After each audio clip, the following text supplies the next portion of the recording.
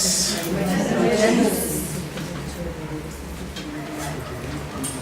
Cuando hablábamos de gobernar las emociones, estábamos necesariamente haciendo referencia a que valía la pena hacer una alquimia de esas emociones, y el alquimista es realmente el que es capaz de no solo transformar, sino transmutar, es decir, de hacer los dos movimientos.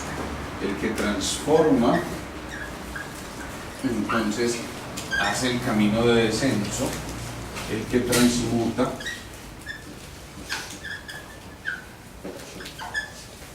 hace el camino de ascenso. Y ese camino de descenso, pues maravilloso, vale la pena que se dé en un momento determinado, porque es necesario conocer eso que hay allá abajo, eso que hay en el fondo, eso que aparentemente sería lo negativo, pero que no es más que un calificativo que tratamos de dar a algo que aún no comprendemos.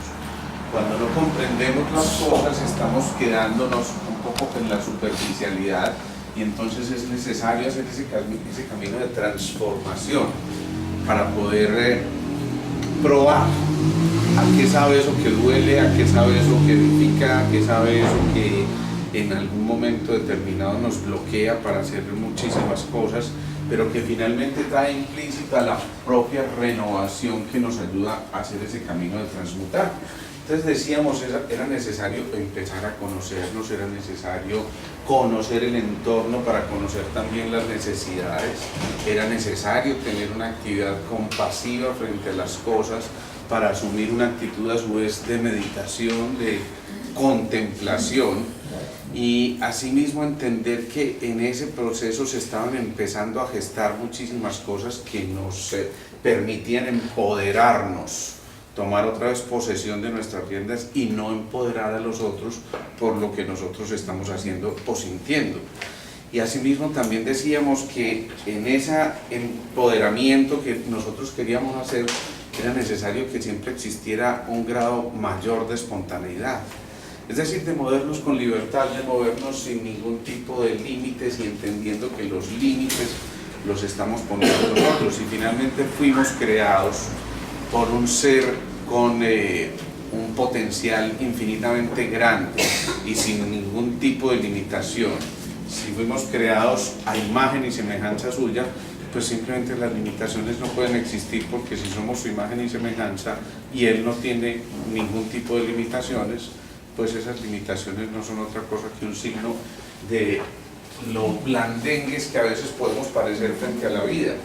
A su vez eso nos ayuda a proyectarnos generando filtros en nuestra vida que nos permiten dejar pasar algunas cosas libremente, pero también frenar aquellas que no corresponden a la esencia misma y empezar a gestar otras cosas que también nos permiten encontrarnos con la doble vía de la depresión, de la angustia, de la ansiedad, pero también de la felicidad infinita que a su vez nos conecta con aquello de hacer, digamos, las paces con lo que hemos llamado el tiempo. Entonces no nos quedamos anclados en el pasado, no nos quedamos en la expectativa del futuro, sino que vivimos ese presente para permitir que en ese presente cada uno de nosotros empiece a generar la posibilidad de expresar tres cosas grandes: el perdón, ¿sí?, el dar las gracias y el aprender a decir por favor, palabras medio mágicas para poder llegar a lo que nosotros queremos hacer. En ese movimiento también estamos moviéndonos en diferentes neurotransmisores o neuropéptidos que produce el cerebro, sustancias que está produciendo el cerebro continuamente. Si nos quedamos en el pasado, posiblemente nos quedamos en la acetilcolina, que es una molécula que produce el cerebro y que frecuentemente nos produce disconfort, nos produce una sensación de pesadez, porque el pasado pesa, como ya lo hemos dicho.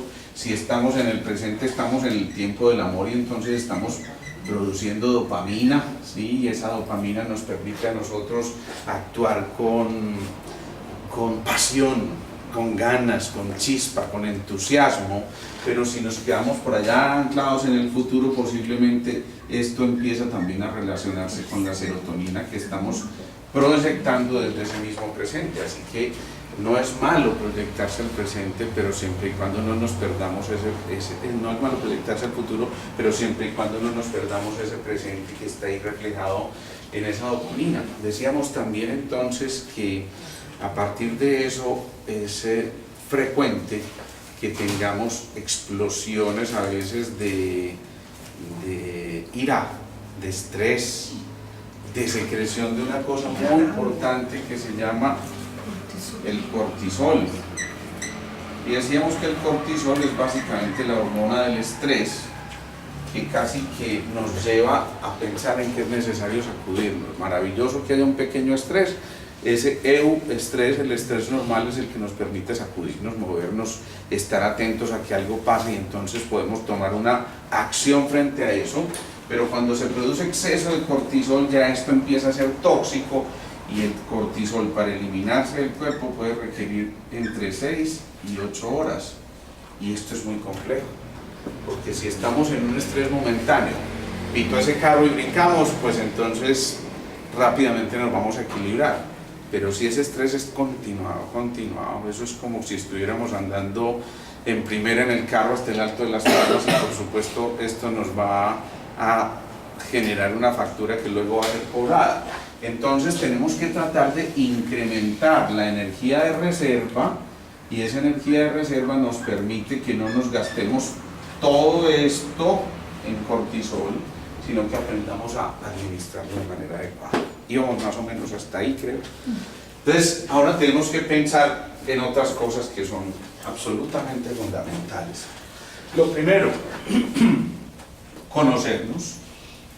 Y conocernos simple y llanamente implica reconocernos. En realidad, reconocerse no es otra cosa que empezar a entrar en una etapa en la que nos comprendemos,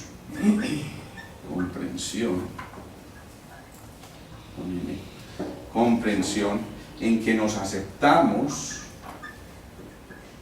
y finalmente en que nos superamos. Si cada uno de nosotros se apropiara de esa necesidad de reconocerse y aceptar el compromiso que tiene con esto, entonces empezaríamos a lograr cosas maravillosas, porque quien se queda simplemente conociendo, posiblemente va a tocar lo que hay externo, y conocer lo externo no es otra cosa que el ser erudito. Pero quien se conoce a sí mismo, ese es un sabio. Y el que es sabio, entonces sabe que vale la pena conquistarse, ¿sí? Conquistarse, porque conquistarse implica ser invencible, mientras que conquistar lo externo no es otra cosa que el manejo del poder, ¿sí? Entonces vale la pena conocer y conocerse, pero sobre todo cuando nos conocemos a nosotros mismos es porque hemos asumido una actitud de silencio interior, una actitud meditativa que, ojo, no es pasividad. A veces la gente confunde meditación con pasividad, y eso es justamente todo lo contrario, porque la pausa activa es la que nos empieza a revelar el sendero, la que nos empieza a mostrar el camino. En ese desenrollar toda esa madeja que hay ahí inscrita, entonces uno aprende a renunciar a la autocrítica, que es tal vez la más fuerte de las críticas. Cuando criticamos a los otros, pues indiscutiblemente estamos viendo la sombra nuestra proyectada en aquellos que están allá afuera. Pero cuando además no solamente nos quedamos ahí, sino empezamos a criticarnos a nosotros mismos, esa autocrítica lleva a que empecemos a crear barreras, empezamos a crear límites, empezamos a creernos que no somos lo suficientemente merecedores como para, y que no estamos capacitados para, y que tal vez esto no es lo que nos corresponde porque simplemente eso es para personas mucho más desarrolladas o mucho más instruidas, y entonces dejamos atrás todas estas cantidades de cosas que nos podemos empezar a plantear. Cuando uno renuncia a la autocrítica, empieza necesariamente a plantearse la posibilidad de nuevos logros. Y acuérdense, yo acostumbro a hacer una diferencia entre logros y metas, porque los logros significan que ahí apenas empieza otro más. O sea que las metas son, aquí se acabó todo. Pero los logros implican, puedo llegar hasta allá, pero apenas llegue allá, ese va a ser al contrario mi impulso para un nuevo logro que me voy a proponer. Y entonces, ¿qué significa esto? Que probablemente nunca vamos a llegar al logro final, si es que existiera un logro final. Pero eso es una maravilla. Eso significa que simplemente, insisto, no hay límites. Los límites los vamos poniendo nosotros cuando empezamos a creer mediocremente que todo está limitado por algo, que no hay cosas infinitas y realmente todo es absolutamente infinito. Si empezamos a generar esos logros, ¿qué implica eso? Primero, que renunciamos, insisto, a la autocrítica, ¿sí? Y renunciar a la autocrítica no es una cosa fácil, porque frecuentemente si el ego nos hace pensar que somos superiores, ese ego se triplica cuando nos encargamos de autojuzgarnos y de autocriticarnos, y entonces nos quedamos ahí como, ¿y aquí qué está pasando? Si eso pasa, si eso ocurre, digamos que empezamos a entender que es necesario que para llegar a esos logros tenemos que empezar a desarrollar mucho una cosa que se llama la voluntad. Nosotros hablábamos tal vez el año pasado de que había 3 rayos que llamábamos de aspecto y 3 de atributo. Pues uno de esos rayos, ¿se acuerdan?, era el de la voluntad y la fuerza, el de la voluntad y el poder. Y esa voluntad y el poder es absolutamente necesaria para llegar a esos logros. No solamente es la inteligencia que debamos tener, sino es la voluntad que le pongamos a esa inteligencia. Alguien decía muy sabiamente, aquí cuando estamos en esta fase, estamos en un 1% de inspiración, pero estamos en un 99% de transpiración. ¿Qué implica esto? Que es que la tenemos que sudar, que es que desde por allá, desde que nos echaron del jardín aquel, cuando a Eva le dio por jugar con la manzana, y pues es que a veces son necias que hacemos, pues, pero bueno, entonces nos lograron convencer y nos dijeron, ya saben que esto estaba muy chévere para ustedes, todo estaba hecho, pero como no les gustó así, entonces vayan y trabajen un poquito, ¿sí? Eso fue lo que nos dijeron, y eso fue en medio de todo lo que elegimos. Pero en medio de todo esto es interesante porque eso es conocer como el proceso para llegar a, y ese proceso implica, hay que sudársela, no nos la vamos a ganar de ojo, y eso también implica que hay un compromiso. Cuando uno obtiene o cuando uno acepta un compromiso, ¿qué está aceptando? Responsabilidades. ¿Qué más? Retos, por supuesto, fundamental. ¿Qué otra cosa? Creatividad, muy importante. Si nosotros no estuviéramos asumiendo todas esas cosas, responsabilidades, retos, creatividad, pues indiscutiblemente nos estaríamos quedando otra vez como patinando, como dando vueltas en un carrusel, ¿sí? Y evidentemente no estamos en ese camino de ascenso que nos habíamos planteado. ¿Se acuerdan en la sesión anterior cuando hablábamos de que el corazón era un toroide? Era como un movimiento espiral que nos invitaba casi que en el momento mismo de latir a hacer ese camino de ascenso continuamente. Pero es cierto que también en el camino de la contracción está implícita la distensión, y entonces hacíamos un movimiento en el que aspiramos para poder expeler, ¿sí? Y esa bomba que está continuamente recordándonos que hay un movimiento continuo, que no es otra cosa que el movimiento del amor, del dar y del recibir. Ojo, porque a veces aprendemos a dar, pero no somos generosos al momento de recibir, y eso es parte también de la responsabilidad. Si no somos responsables, entonces no podemos recibir generosamente, y si no recibimos generosamente, ¿de dónde vamos a dar? ¿Sí? Carlos. Pues obtener los logros hace que recibamos algo que de pronto no pensamos de manera consciente cuando lo queremos obtener, y es obtenemos luz. ¿Obtenemos? Luz. Cada vez que tenemos logro, obtenemos más luz. Como se abre más la epífisis, sin duda. Más contacto con... El problema es que muchas veces nos quedamos luchando entre la luz y la oscuridad, y no tenemos que luchar para acabar con una o para favorecer la otra, porque son simplemente complementarias, son caras de la misma moneda.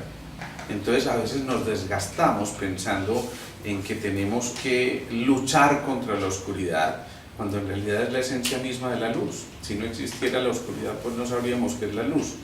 Y sí, muchas veces al final los logros son mucho mayores de los que esperábamos, porque hay un plus, y ese plus está dado por el empeño que pusiste, por el corazón que le metiste, por las ganas de servir que le pusiste, por ese sentimiento de conectividad con tu entorno que te permite entonces darte cuenta de que cuando estás haciendo algo realmente desde tu esencia para la esencia de los otros, estás en conexión con todos, y de esa manera se va formando esa perfecta cúpula de un míster que permite mantener las fuerzas de tensión y distensión, es decir, la tensegridad se llama esto, en una fuerza adecuada que te permite que la cuerda suene, pero no tan fuerte como hasta reventarte, y no que se distienda como hasta no sonar.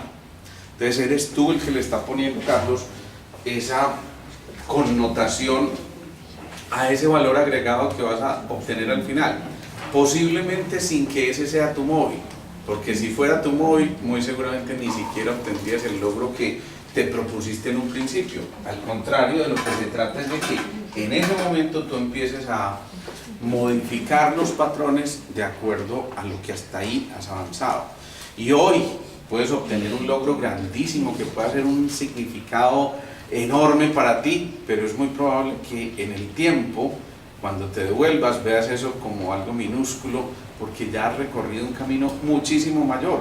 Sin embargo, para llegar hasta allá era necesario dar ese primer pasito. Hoy tú trotas, pero necesariamente tuviste que aprender a cargar tu cabeza primero que todo. Generalmente no somos capaces de hacerlo hasta los 4 meses aproximadamente de nacidos. Fíjense que un bebecito se le cae la cabecita hasta que finalmente, con un esfuerzo enorme, está recordando que la humanidad hizo ese proceso evolutivo de volver a erguirse, de levantarse, y empieza por esa conquista del lóbulo frontal que realmente pesa y que genera complejidades en ese momento. Entonces es muy bonito cuando tú te volteas hacia atrás y miras lo que has hecho, y entonces te llenas de satisfacción por lo de hecho, pero no te quedas entretenido ahí, porque eso ya hace parte del orgullo, y eso hace parte de aquel shock que empieza a funcionar de una manera diferente, ¿viste? Entonces, cuando tú te detienes, miras hacia atrás y te das cuenta que valió la pena el camino recorrido, que allá atrás había un esfuerzo que dejó huella, fue tu propia huella, es decir, que ayudaste a hollar el sendero, como dicen los orientales. Es muy importante, porque de esa manera estás asumiendo parte de tu misión y tu función para las que fuiste dotado, y por lo cual viniste a encarnar en este universo. Entonces ahí, cuando se empieza a trabajar desde la voluntad, insisto, tiene que haber esto, 1% de inspiración y 99% de transpiración. Dime, Beatriz. Haciendo la meditación, la reflexión de la vida. Como yo me muevo en el mundo de los libros, a mí me llegaban muchas interpretaciones. Cuando uno nace limpio. Sí. con esa conciencia pura como veníamos durante el mundo. Y cuando empieza a crecer, empiezan las etapas del crecimiento. Entonces, toda esa relación. Las meditaciones en esta semana les salía mucho creciendo y el crecimiento. Entonces, como que empecé a mirar a los niños e interpretar. Una cosa es crecimiento y otra cosa es creciendo. Porque cuando uno está creciendo, que crece hasta el día que se va para otro plano, ¿cierto? Está haciendo. Pero el crecimiento está dado por el entorno. Y entonces hay muchas cosas en las que el entorno no nos permite ser. Me encanta eso que estás diciendo. Hay gente que es muy alta pero no ha crecido, ¿no? Y entonces si nos quedamos simplemente en esa fachada del crecimiento como tal, posiblemente nos vamos a quedar en huesitos, en órganos y en todo eso, pero no vamos a trascender mucho más allá y seguramente vamos a entorpecer el proceso. Facundo Cabral decía: no crezca mi niño, no crezca jamás, los grandes al mundo le hacen mucho mal, el hombre ambiciona cada día más y pierde las... ¿sí? Algo así decía Facundo Cabral. Era importantísimo empezar a entender que en ese proceso del crecimiento no significa ni mucho menos renunciar a lo que el niño trae como equipaje, y ese equipaje paradójicamente está absolutamente vacío, vino para ser llenado, pero entonces es ligero de equipaje, maravilloso, es noble, es transparente, olvida fácilmente las ofensas y entiende que detrás de esa humanidad del niño que está en él está la posibilidad infinita del gozo. Es muy curioso porque durante toda la vida nosotros estamos pasando por todos esos arquetipos que hemos mencionado: el huérfano, el inocente, el buscador de la amante, hasta finalmente llegar por allá al sabio y el bufón. Pero entonces nos gastamos toda la vida creciendo para poder volver a llegar a lo que fuimos en un principio, es decir, a los verdaderos bufones. El niño es el que se la goza, el niño es el que descubre que cada instante, cada minuto, cada momento es absolutamente irrepetible, ¿sí? Y entonces por eso lo disfruta al máximo y está absorto allí en ese minuto, en esa esencia, porque no importa lo externo en ese momento, sino lo que en ese instante a él lo ocupa. Y en ese momento, cuando está realmente ocupado, lo que está haciendo es disfrutando, gozando, siendo consciente del instante, de cada instante, siendo, en otras palabras, como decía Buda, Siddhartha Gautama, un iluminado. Ese iluminado lo que está haciendo es dándose cuenta de que esa luz de la que mencionaba Carlos no era otra cosa que con la que habíamos venido y que simplemente no hubiéramos tenido ni siquiera que tocar, sino simplemente conservar. Evidentemente, cuando yo me dedico a conservar y a cuidar algo, muy frecuentemente vamos a encontrar que al final obtenemos frutos de eso que hemos cuidado.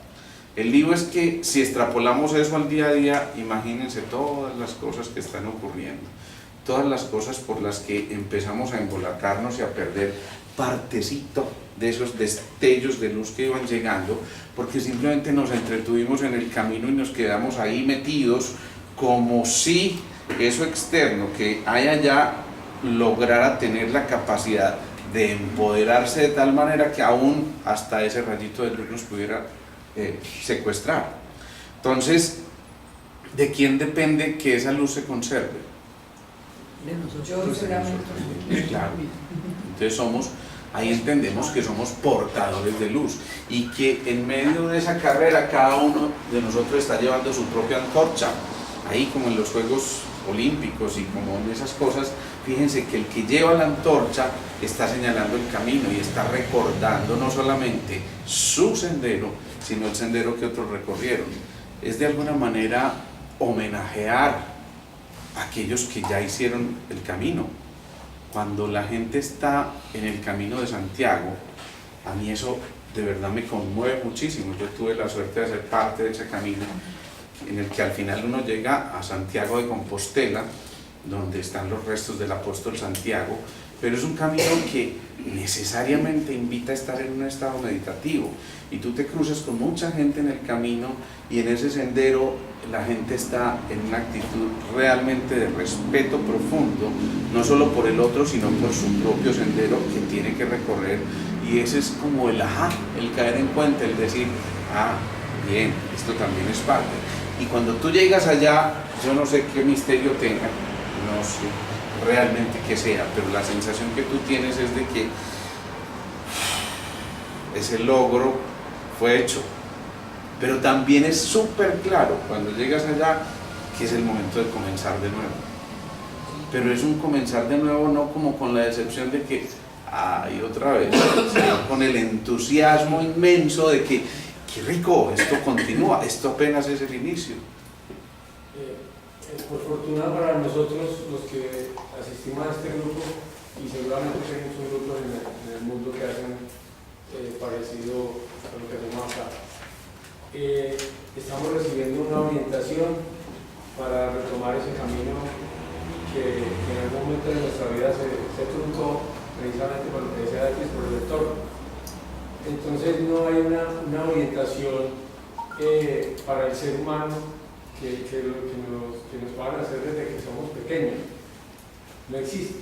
Pues de pronto en las culturas orientales, con la cultura oriental, se puede dar más fácilmente que por aquí. Pero aquí, es más, al sistema no le conviene ni siquiera que despertemos. Entonces, ¿cómo poder contribuir para que este mundo se transforme? O sea, estos niños que están creciendo en este momento puedan obtener esa guía. Yo diría que lo primero es no seguir quejándose del sistema, porque frecuentemente cuando estamos en eso, nuevamente es el ego el que nos está torpedeando y de a poquitos. Y entonces, ¿qué pasa cuando hablamos del sistema? Es que el sistema no lo permite, es realmente el sistema el que no lo permite. Volvemos a lo mismo, nos cogió el trancón o cogimos el trancón, ¿sí? Entonces lo primero es ya, ¿vale la pena renegar por el sistema o más bien vale la pena aportarle al sistema? Si yo quiero algo nuevo, tengo que partir de lo que yo le esté aportando a ese sistema y no quedarme pasivamente a que el sistema me dé las oportunidades. No es que las oportunidades han estado y estarán ahí siempre. ¿De quién depende tomarlas o no? De nuestra capacidad de decisión para decir, minutico, yo tomo esta opción, yo tomo esta oportunidad que la vida me está dando y no simplemente me dedico a renegar del sistema, porque entonces frecuentemente lo único que estoy haciendo es empoderando al sistema. Recordemos eso, no hay que empoderar más lo externo, hay que empoderarnos nosotros mismos. Dime. Es que es como lo que tú hablabas hace 8 días, de que finalmente cada uno tiene sus filtros, entonces yo decido qué filtro le pongo a cada situación que vaya llegando a mi vida. Así y de es. esa forma pues también voy empoderándome Así de es. la situación. A veces nos entretenemos demasiado en todo lo que la vida cotidiana nos va presentando y entonces nos perdemos de la lección inmersa que hay en eso. Y ese sistema tiene una lección, claro. Recuerden que somos sistemas, pero nosotros decidimos si pertenecemos a sistemas abiertos o a sistemas cerrados. Cuando Bertalanffy hablaba de la teoría general de sistemas, que es un capítulo bien apasionante de la ciencia, Bertalanffy decía, bueno, hay sistemas cerrados que no se pueden modificar, ¿sí? Este reloj es un sistema cerrado. Si yo le quito, por decir algo, la pilita que tiene por dentro, pues dejó de ser un reloj, o por lo menos de cumplir la función que tiene que cumplir. Pero un sistema está todo tan interconectado que aún sacando muchas piezas podemos seguir funcionando. A alguien le sacan un riñón y puede seguir funcionando. A alguien le sacan un pulmón y puede seguir funcionando. A alguien pierde un ojo y puede seguir funcionando porque está metido dentro de un engranaje mucho mayor. Ese sistema, para su retroalimentación, depende de todos y cada uno de sus componentes. Entonces, cuando yo hablo, el sistema a mí no me da las oportunidades, ¿es el sistema o soy yo quien no quiere tomarlas? ¿Sí? Hay muchas más hombres capaces, ocupados, que oportunidades esperando que alguien las tome. Porque los hombres capaces generalmente ya las tomaron. ¿Me entienden lo que quiero decir? Entonces, ¿de quién depende? Finalmente es de nosotros y de que hagamos ese cliccito que hay que hacer para poder llegar a cosas muchísimo más elevadas y mucho más trascendentales. Si uno logra trascender ese proceso, si cada uno de nosotros lograra aportar, así fuera mínimamente, pero con todo el empeño, no solamente haciendo lo que se ama, sino amando lo que se hace, realmente ahí estaríamos expandiendo de una manera grandiosa tantísimas cosas. Cuando yo hablo de conquistarse, es ahí donde nos volvemos invencibles. Pero cuando simplemente conquistamos lo externo, pasa lo que uno lee del sistema. ¿Sí? Perdóname. Una duda, pues en cuanto a las relaciones, pues como de pareja. Sí. Si una persona, por decir algo, está en una relación, como dices, que empoderar no al lo externo, sino lo interno. Ajá. Entonces, si pongámosle eso en dos, ¿cierto? Y uno le termina a otro, o sea, me estaba como preguntando eso, si este le terminó a este, el externo fue el que le terminó a este. Entonces está como maneja, como esa, ¿sí me explico? Como esa disyuntiva. Entonces de este cómo se tiene debe la, empoderar también. este tiene la oportunidad de asumir la actitud de víctima. Es que me terminó, es que esto me siguió doliendo, jamás te voy a perdonar que me hayas dejado. Y cuentos, a uno lo dejaron. No, simplemente las cosas venían funcionando tan mal que alguien tenía que tomar una decisión. Si el otro fue más capaz y tomó la decisión en el momento oportuno, pues maravilloso, te está haciendo un favor y a lo mejor evitando muchas otras cosas. Pero lo ideal es no quedarse ahí. Bueno, un momentico, esto terminó, es cierto, pero ¿por qué y para qué terminó? ¿Qué hay detrás de todo eso? ¿Qué fue la lección que yo aprendí? Esta mañana hablaba con alguien que en su momento estuvo supremamente depresivo porque terminó una relación y en realidad él había sido, entre comillas, el bueno de la pareja, ¿sí? Entonces fue abandonado. Realmente la sensación que tiene es esa, de abandono. Ese es el huérfano, ese es el inocente. Pero si se hubiera quedado ahí, entonces empieza a asumir la víctima. Es que seguro que a mí esto me va a volver a pasar en una próxima relación.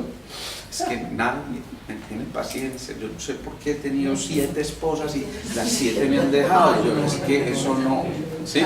Y empezamos a echar culpas allá cuando, a ver, un minutico, si es que has tenido 7 esposas y algo está pasando, ¿sí? Entonces te invita a decirte genuinamente, a ver, bueno, revisémonos qué hay detrás de todo eso que está pasando, y entonces uno empieza, insisto, a tomar el poder que le fue dado, pero no para manipular, sino para poder, el poder para poder, que es bien distinto.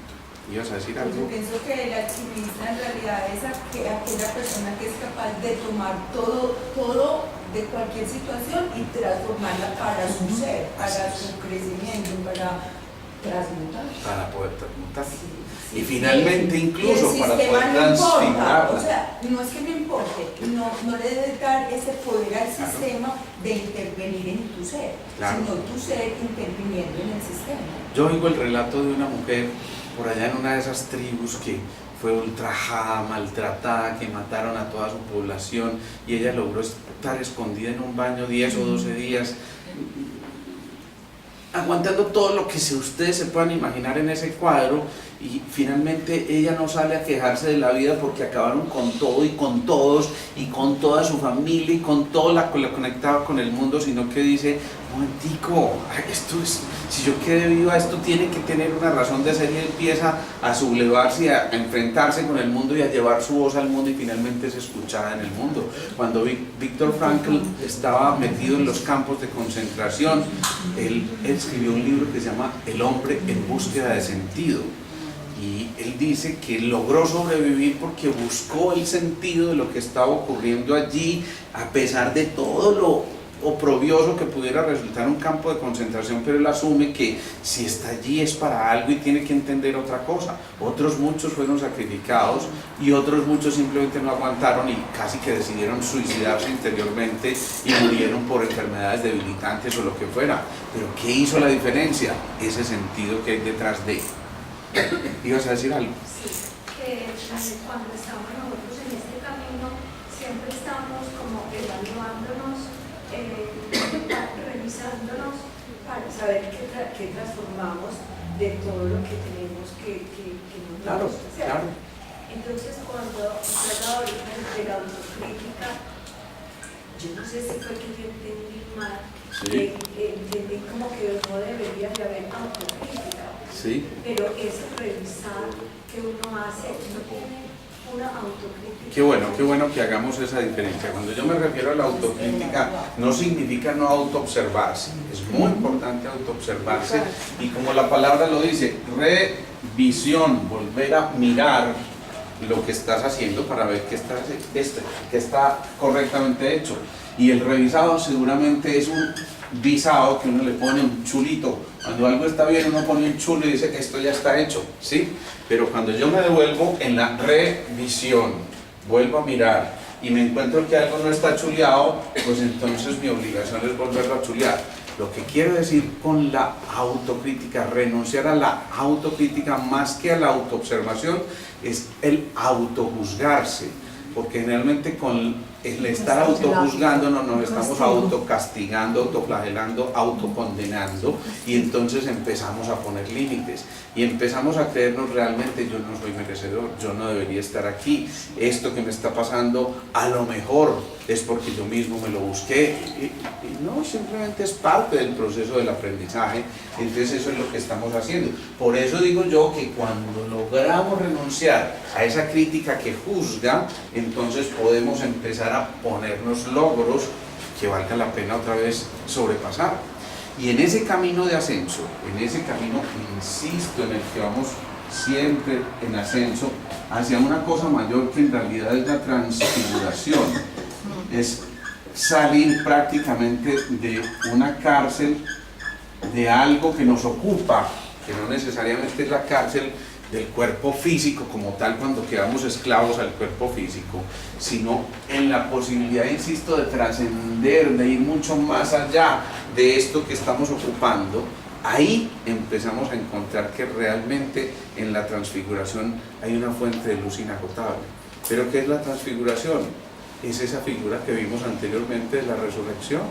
Entonces cuando nos dimos cuenta que no era simplemente el morir y el anclarse, sino el permitirse ir en ese camino de ascenso hasta volver a encontrarse con el Padre, que es la voluntad también, de alguna forma eso nos está conectando con esa voluntad, ahí estamos haciendo ese proceso de la transfiguración.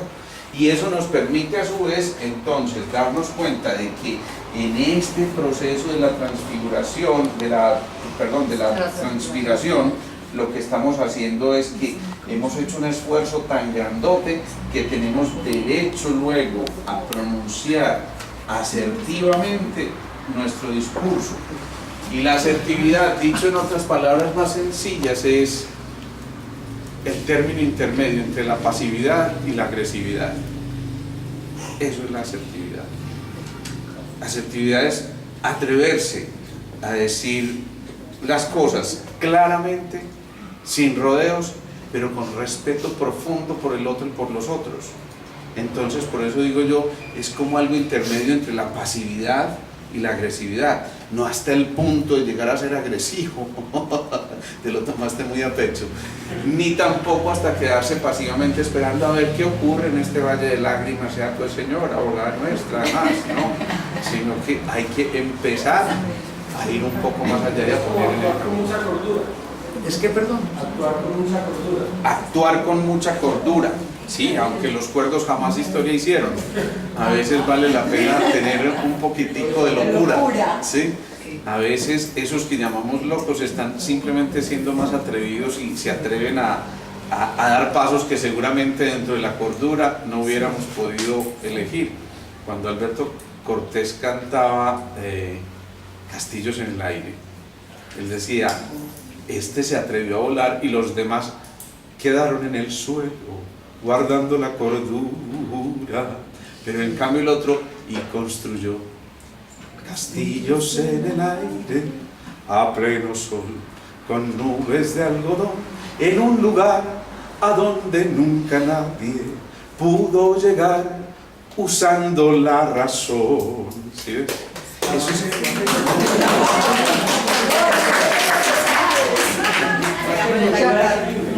Eso es. A ver, es que el problema es que el lenguaje a veces nos encierra en muchas cosas y cuando hablamos de cordura quisiera decir como quedémonos aquí bien encasillados, bien puestos además, no salgamos de esta etiqueta que hemos guardado y es el momento de también, como él decía, ser un pequeño burgués. Para ser un pequeño burgués, ciertamente hay que estar preparados, aprender un poquito de inglés y modales de superdotado. Entonces, ¿qué estamos diciendo? Hombre, Carlos, a veces es tan interesante hacer locuras, ¿sí? A veces por quedarnos vestidos de cordura nos perdimos de hacer muchas locuras maravillosas. Y entonces eso hace parte también del gozo de la vida. Qué rico que hayas tenido 50.000 fracasos, porque para llegar a esos logros tuviste que haber tenido, date la oportunidad de tener el doble, el triple de tus fracasos, porque eso simplemente lo que está manifestando es que te atreviste a intentarlo. Y eso tuvo que haber dejado huellas. Triste sería que no llegaras al logro simplemente porque no te atreviste a dar el paso. Entonces, insisto, vale la pena hacerlo, pero hacerlo asertivamente. Cuando uno es asertivo, insisto, empieza a tener una claridad meridiana de todo lo que hay que trabajar en el interior, pero también de todo lo que hay que trabajar por lo que hay allá afuera. Entonces yo ya no me separo del otro porque entiendo que el otro es mi propia proyección y el otro hace parte del mismo entorno y el otro hace parte del mismo sistema. Y si pertenecemos a sistemas abiertos, eso significa dinámicos y cambiantes, pues hombre, vale la pena trabajar con el otro, no contra el otro. ¿Qué es lo que ocurre cuando tú ahorita mencionabas los sistemas? En realidad, cuando tú te refieres a esos sistemas, estamos hablando de sistemas cerrados. Entonces, es o este camino o es este. Digamos que lo que lleva la batuta y la oposición, ¿sí? Para que no le pongamos pues tintes a esto de otro color. Pero simplemente que nos están diciendo que es que nos enseñaron siempre a entrar o a movernos en polos opuestos, vistos como contrarios. El día en que dejemos de hacer estas luchas, ustedes se imaginan un país manejado con la inteligencia, ojo a eso, con la inteligencia, no con los actos, de un tipo como Pablo Escobar. Sin duda, el tipo era brillante, ¿no? ¿Qué tal que esa inteligencia que tuvo la hubiera aprovechado para generar verdaderamente cosas que fueran en pro, en beneficio de la humanidad, en crecimiento de la humanidad?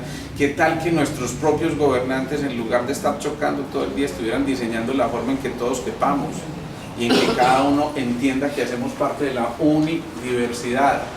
¿Qué tal si entre todos estuviéramos comprendiendo que ya basta de tenernos que seguir matando por este o aquel ideal, sino que entre los muchos que componemos ese sistema estemos generando un ideal mucho mayor que nos permite renunciar a esto que nosotros hemos confundido entre el poder, el placer, el cuerpo, para poder trascender a una cosa mayor en el reino de las almas y pudiéramos entonces entender que todos somos almas y que estamos conectados en una única unidad? ¿Qué tal que nosotros entendiéramos que esa unicidad comienza por la visión que yo tenga de lo que hay allá afuera? ¿Qué tal que esa unicidad la entendiéramos desde que el momento de la semilla que fue sembrada germinó y empezaron a brotar esos millones y millones de fotones que nos enseñaron que desde el principio éramos luz y que no teníamos por qué opacar la luz? ¿Qué tal que en lugar de todo el esfuerzo que destinamos a destruir lo pusiéramos a construir? ¿Qué tal que todos los días cada uno de nosotros desde su interior con genuina alegría estuviera haciendo lo que hace, no simplemente porque recibe una recompensa, sino por el placer infinito de servir, como decía Gabriela Mistral?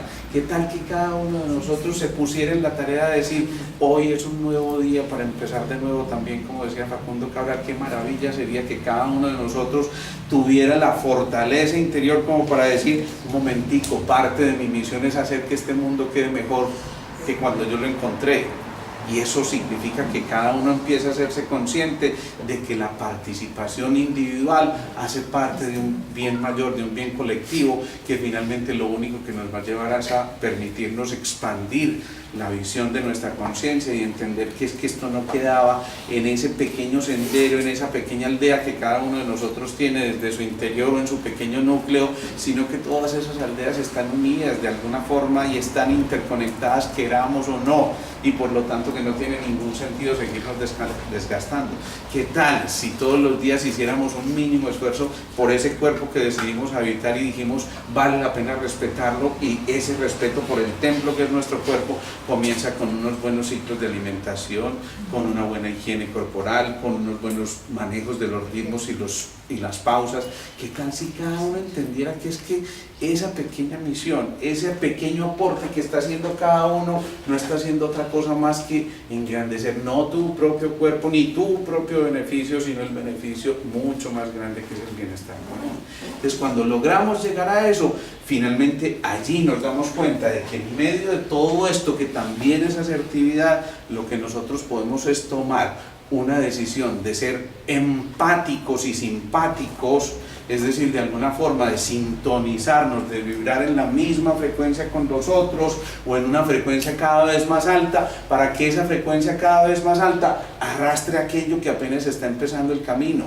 Qué maravilla entender que cada uno de nosotros tenga la posibilidad de extender su brazo al otro para ayudarle a recorrer el sendero, y aquello que ya recorriste para que él se ahorre todo aquello que estaba invirtiendo, y entre los dos podamos potencializar esto y decir este bien mayor definitivamente vale la pena si lo vivimos en una común unidad, en una comunidad.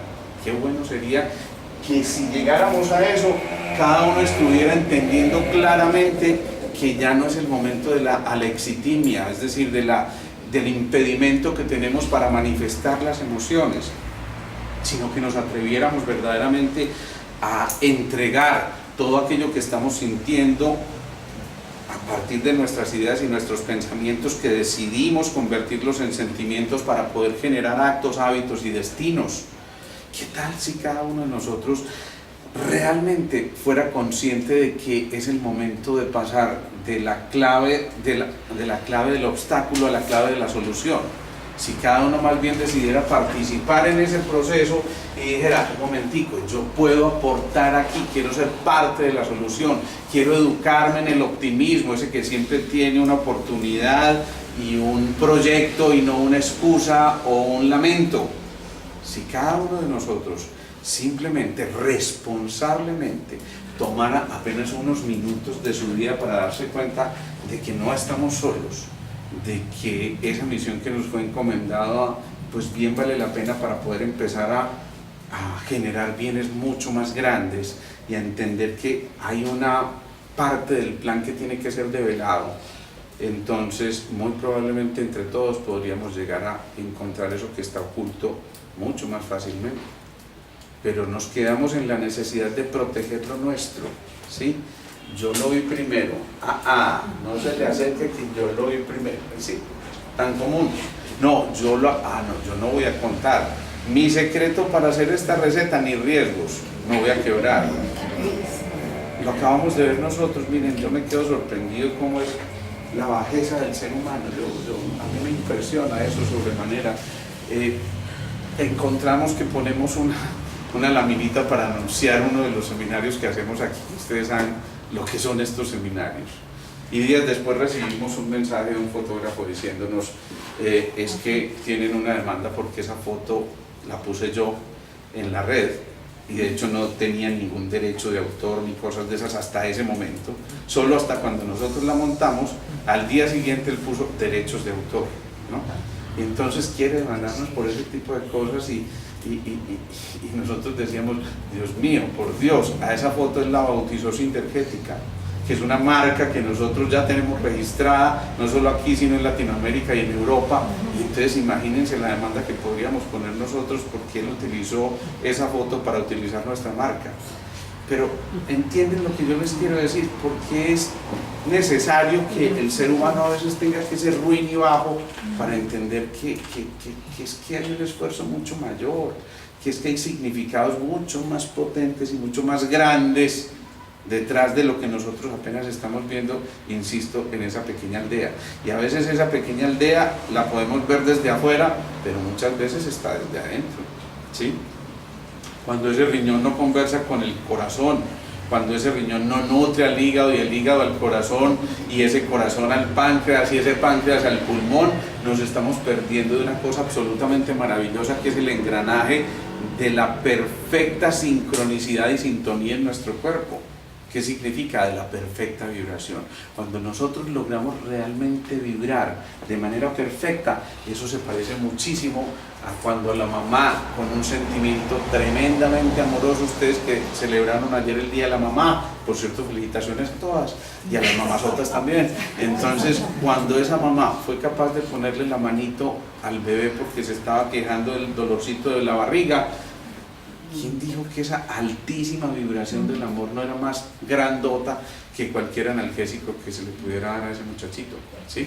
Entonces dense cuenta que aquí hay cosas muchísimo mayores y que nos llevan a pensar que, insisto, es un momento en que estemos en clave de solución y no en clave de obstáculo. Es un momento en que nosotros tenemos que conquistar al mundo, pero conquistándonos nosotros previamente. Es un momento en que cada uno de nosotros verdaderamente tiene que hacer ese acto de constricción y decir, yo puedo aportar, yo puedo dar. Y entonces, ¿qué ocurre? Que ahí ya yo no tengo que compararme, porque frecuentemente en esa comparación nunca vamos a tener lo suficiente, ¿sí? Aún el más grande de los millonarios siempre va a quedar queriendo tener un poquito más, y entonces nunca nos vamos a saciar.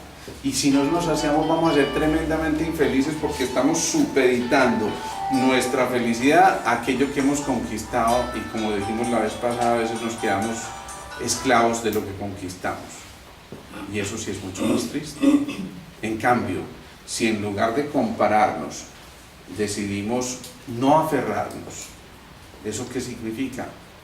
Esa es la deliciosa renuncia de la que hablábamos hace algún tiempo. Esa deliciosa renuncia nos está diciendo, vale la pena, insisto, y cada vez más ligeros de equipaje. Frecuentemente el que va en ese camino de ascenso hacia la luz, pues obviamente va en un camino en el que las cosas pesan menos, en que la gravedad ya no está tan presente, sino que volvamos a conquistar la levedad. Por eso volver a la luz es volver a la levedad, es volver a la niñez, es volver al inicio, es volver al principio, pero enriquecidos por algo que ya vivimos. Ay, Alejandro, pero por ejemplo, bueno, pues yo creo que la mayoría tienen ideales pues como nobles o de ayudarle a los otros, pero en ese camino, o sea, todos los días uno necesita de alguien para algo, o sea, o que te apoyen en eso. Pero entonces uno es como desinteresadamente, pero uno también, yo creo que la humanidad a veces ve como el egoísmo del de al lado, y eso queda como un resentimiento, no, o sea, sin querer, queda como ese dolor interno a veces de la gente que no tiende la mano, cuando uno también necesitó que le ayudara. Entonces pienso que esa es como una cosa que, por eso muchas veces la gente se encierra en sí mismo y la gente, pues, o las otras personas, el mundo en general. Volvemos a lo mismo, eso es empoderar a los otros. A lo mejor el otro no te dio la mano porque era mocho. Y entonces resulta que es que cuando yo hablo de mocho no significa que fuera mochito porque tuviera un muñón solamente, sino porque simplemente no tenía nada que ofrecerte en ese momento y estaba a lo mejor en unas circunstancias muchísimo más complejas. Y tú te puedes quedar con la imagen de que este no me dio nada por su egoísmo, pero el otro puede por dentro estar pensando no tenía de dónde darle. Pero si simplemente entendiéramos que a lo mejor una sonrisa a tiempo sería un excelente regalo para ayudarte a seguir el camino y ayudarte a avanzar en ese proceso, pues maravilloso, ya eso es parte del sendero. Sí, con lo que tú dices, pues yo creo que es también como, digamos que pues, a las personas que estamos como aprendiendo en este camino a la conciencia y en ese despertar también es como mirar al otro desde la compasión, de lo que hablábamos hace 8 días, ser compasivos con el otro y no mirar desde un amor universal. Pues que en ese momento no es consciente. Claro, porque el otro de pronto no está tan consciente y tú sí. No es despierto. Entonces, finalmente tu responsabilidad y tu empoderamiento será mirar al otro con compasión. ¿Qué es más grave? ¿Que el otro no esté despierto o tú que estás despierta no veas que el otro está dormido? Yo que esté despierta y no vea. Claro. Entonces, vuelvo y te digo, hay que cambiar el chip, porque generalmente en la cultura en la que estamos en la cultura de la escasez, y le hacemos un homenaje a la cultura de la escasez y no a la cultura de la abundancia. En la cultura de la abundancia, entonces yo no me quedo pensando en por qué no me dio o no, yo simplemente digo, a lo mejor es el momento en que yo deba darle, a pesar de que siento que tenga poco. Pero siempre habrá alguna otra cosita más por ofrecer y siempre habrá algo más por compartir en ese momento. O sea que definitivamente somos escogedores de opciones. Definitivamente. De opciones, elegimos opciones. Cuando nosotros decimos elegimos opciones, cuando yo digo aquí no aferrarse, que entre otras cosas ya lo habíamos dicho, eso significa estar desde el plexo solar hacia abajo, en todo lo involutivo. Cuando nosotros decidimos no aferrarnos, estamos dando el salto hacia los centros superiores y estamos asumiendo esa actitud casi que de elevar el cáliz y empezar a encontrar en lo que hay allá arriba la posibilidad infinita de que nos sacien cosas muchísimo más simples, mucho más sencillas, pero no por ello no menos valiosas. O sea que ahí, cuando estamos en ese proceso, yo creo que ya nos damos cuenta que surge necesariamente la posibilidad del cambio. ¿Y quién cambia? El que decide. Y acuérdense que decisión viene de decaedere, que significa cortar. Entonces el que finalmente decide cortar puede hacer el cambio. Y si alguien finalmente decide hacer el cambio, puede entrar en su corazón. Y entrar en el corazón es entrar en la fuerza del amor otra vez. Y entrar en la fuerza del amor es entrar en el campo atrayente por excelencia, que entiende que esa fuerza magnética atractiva de ese cuarto centro lo único que está haciendo es autoaceptación, autosuperación, lo que decíamos al principio, comprensión, aceptación y sobre superarse, mejor dicho, en todo el proceso. Entonces, con respecto a lo que hablaban ahora, o a la pregunta que hacía, el hecho de estar aquí nosotros reunidos en torno a estos temas, ya estamos creando un cambio, y nosotros podemos verlo reflejado personalmente en nuestro hijo. Simón hace un muchacho que, pues, empezó desde muy pequeño y siempre ha tenido contacto con estos temas y hasta nos ha sacado de alguna duda. Entonces, ya vemos reflejado ahí como si prestar atención al sistema, sino creando un sistema porque hay unas convicciones que no nos lo van a dar nunca en el preescolar, que es donde primero instruyen a los seres humanos, ni en ningún colegio, pero lo podemos hacer desde nosotros mismos, asistiendo a este grupo de... Me encanta lo que estás diciendo, Carlos. Tú te imaginas que no hubieras educado a Simón como lo has educado porque el sistema no te había dado las garantías para hacerlo, pero te lo dio otro sistema mucho más fuerte, que es el sistema que implica una relación de esposos que dijeron: tenemos una semilla fruto de nuestro amor, y por lo tanto la necesidad más grande que tenemos es de plasmar en él toda esa capacidad de amor, y entonces necesariamente ese ser tiene que salir absolutamente, entre comillas, contaminado de amor, ¿sí? Es que ayer hablando de estos temas que de todas maneras se nos puede asistir, pero siempre compartimos muchas veces con el video. Y entonces ayer vimos una película, pues ya nos pusimos en la casa de Luis y nos pusimos a ver esta película Belleza Inesperada. Hermoso. Y entonces empezamos a hacer el análisis. Y yo le decía así como, como es importante que tú a esta edad que tienes, yo tengo esta edad, tú a esta que tienes, puedas compartir conmigo, porque él me dio a Dios de regalo una atrapasueño, con una carta muy linda para que nunca dejara escapar mis sueños. Y dándome las gracias por esa vida y por ese crecimiento, porque es muy bonito uno ver, pues, como esa esencia de la bomba volcánica, y viéndolo en la película que estábamos analizando, cómo nos guiamos es el amor, en tres tiempos estamos, en el amor, en el tiempo y en la muerte. Pero cómo vemos el amor, desde la creatividad, desde la magia de la música, pero no la música que se toca así, sino Claro. la música interior. y entonces el tiempo que es ahí el intermediario de esa muerte que es la destrucción, pero no es la destrucción que tenemos, sino esos paradigmas, todo ese montón de cosas. La dulce muerte de la que hablábamos la otra vez. Y entonces yo le decía, mira, hubo un tiempo que yo me tenía mi ansiedad, me decía yo a él, contigo, porque le gusta mucho el papito, le gusta el moderno, es así como levantadito del piso. Y entonces yo me tuve una época que me preocupaba. Y después me dije, no, es que voy a seguir dando Simón, porque es que lo que tenemos que cuidar es nuestros pensamientos, el enfoque que lo hemos hablado tanto acá.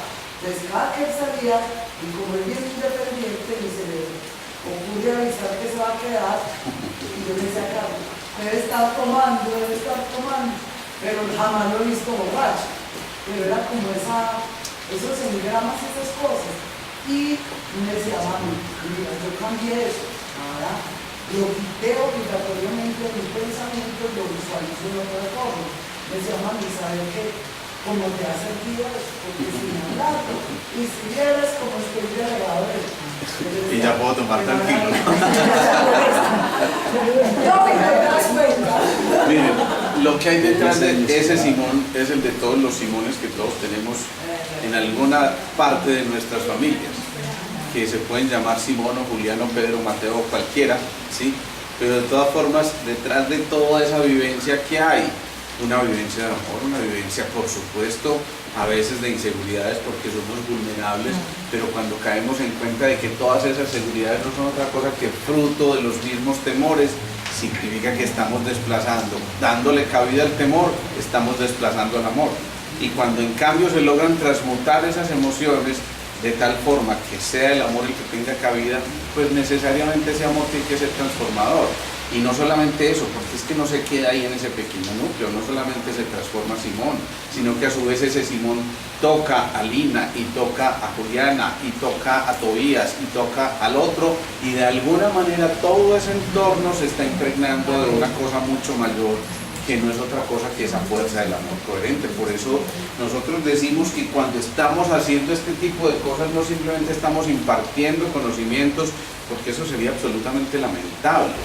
Insisto, el que se queda conociendo lo externo posiblemente sea un erudito, sí, sabe de muchos temas, pero a lo mejor no sepa nada de sí mismo y entonces no logra descubrir la sabiduría interior que hay en él, que no es otra cosa que el reflejo de la sabiduría de la propia humanidad, de toda esa evolución que ha estado inscrita ahí, esperando que alguien devele en un momento determinado todas esas vivencias, que valga la pena las vivencias de todos nuestros ancestros, esos homenajes a nuestros ancestros, incluso aquellos que ya partieron hace mucho rato, pues qué maravilla poderlo hacer, pero cuando el engrama de esas experiencias vividas por allá desde los miquitos que se fueran volviendo Homo sapiens, pues qué maravilla que tomemos desde allá y logremos retrotraer este presente, porque estamos diciendo, hey, valió la pena, muchachos, que hubieran vivido en esa época, ¿sí? Y a lo mejor nos van a repetir lo mismo en unos cientos de miles de años por allá, algunos otros seres que quién sabe cómo sean en sus formas y en sus cosas en esa época, ¿no? Así que, bueno, la invitación es a que volvamos a entrar en el corazón. Volver a entrar en el corazón es volver a reconocernos. Reconocerse es estar de regreso a casa. Estar de regreso a casa es volver al centro, y volver al centro una vez más es volver al cuarto centro, es volver a la aceptación y al reconocimiento, para poder entender que en nosotros está toda la potencialidad que nos pueda y que no existen límites, que esos límites los estamos poniendo todos y cada uno de nosotros. Y por supuesto, si somos conscientes de que no existen límites, estamos siendo conscientes de que fuimos creados verdaderamente a su imagen y semejanza. ¿Bien? vamos a terminar haciendo la meditación.